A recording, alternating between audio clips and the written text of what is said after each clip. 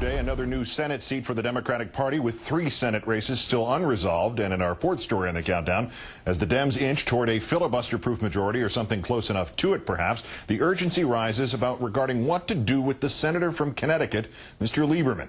In Oregon, Democrat Jeff Merkley has now defeated his Republican incumbent, Senator Gordon Smith, who conceded this morning. Votes from primarily Democratic areas, uncounted as of yesterday, put Merkley ahead to stay 49 to 46%. That brings the new Senate to 55 Democrats and 40 Republicans. If all 3 unresolved Senate seats were to go the Democrats' way, and if Senator Lieberman continued to caucus with the Dems along with the other independent senator, Mr. Sanders of Vermont, then the Democrats would achieve that mystical number of 60. As for those 3 pending Senate seats in the Georgia race, a December runoff is still expected since the GOP incumbent, Saxby Chambliss, did not reach the required 50% mark. And there may be thousands of early and absentee ballots left to count. Meantime, voter turnout in Georgia increased only fractionally from the last time out, when many local experts expected there'd be a far greater increase. Thus, some local political analysts are carefully watching for the complete tally. But with 99% of the votes officially counted, the challenger Jim Martin is focusing on the runoff, having already contacted President-elect Obama about campaigning for him. In Minnesota, Republican Norm Coleman's lead over Al Franken has dwindled to 336 votes. The automatic recount still a certainty. And while the convicted felon, Alaska Senator Ted Stevens, leads Mark Begich by about 3,400 votes, should his lead hold, Stevens might be expelled from the Senate if he chooses not to resign, and a special election, not the governor, whoever that is, would fill his seat. As for Senator Lieberman, he met with the Senate Majority Leader Harry Reid today, both men saying afterward no decisions had been made. The key issues, whether Lieberman would be removed as chairman of the Homeland Security Committee and whether he would still caucus with the Democratic Party at all, and presumably, though nobody's confirming this, whether either party could actually trust him as far as they could throw him. Let's turn now to Newsweek magazine columnist and senior editor, our own Jonathan Alter. Good evening, John. Hi, Keith. This possible issue in Georgia, without getting overwhelmed by math, the turnout was expected to be overwhelming compared to previous years because early voting was so much higher. Then again, turnout on Election Day in some counties was down. But is a turnout increase of only 0.6% worthy of further investigation? Absolutely. You know, actually, some people think it's going to be more than that. WSP, the TV station in Atlanta, thinks that there are serious irregularities in Fulton and Gwinnett County. Might some of those votes go over to Jim Martin in a runoff with Saxby Chambliss? Absolutely. And if you get Barack Obama down there campaigning hard for Martin, Obama got 47% of the vote in Georgia, and he didn't campaign there.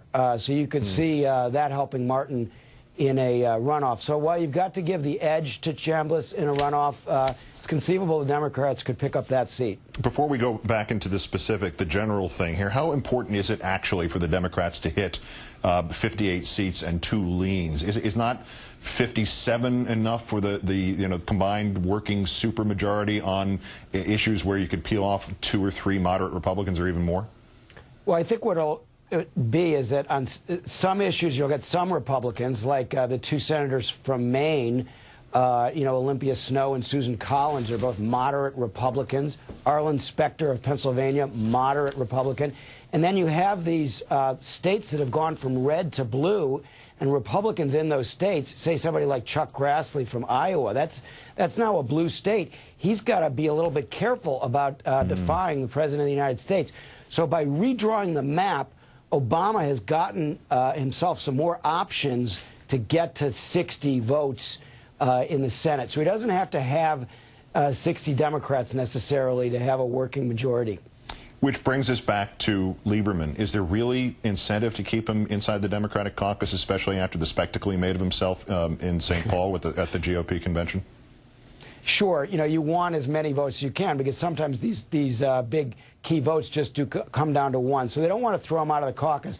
But they have to punish him somehow. And, it was one thing for him to endorse John McCain. It was another for him to campaign for Sarah Palin and for the down-ticket Republicans all across the country, which is unforgivable on some level. As my dad reminds me, you don't want revenge to be too expensive. Even if it's emotionally satisfying, you have to figure what's really the best thing for President-elect Obama in this situation. And so they might figure out some compromise where they take his committee chairmanship away from him, but let him stay in the caucus, maybe have some minor subcommittee that he gets to continue to chair, and that's what they're working out right now with Harry Reid. All right, we'll leave visions of revenge to 2010, I suppose, or something later on. Yeah, revenge is a dish best eaten cold, right? Yeah, so we can wait a while, too. Certainly till it gets colder. But speaking of cold, Minnesota, Norm Coleman still insisting Al Franken should drop the recount, even though without a recount, the lead has dropped from 725 votes to 336 in the last day and a half. Where do we stand in Minnesota? Is this going to go on for a long time?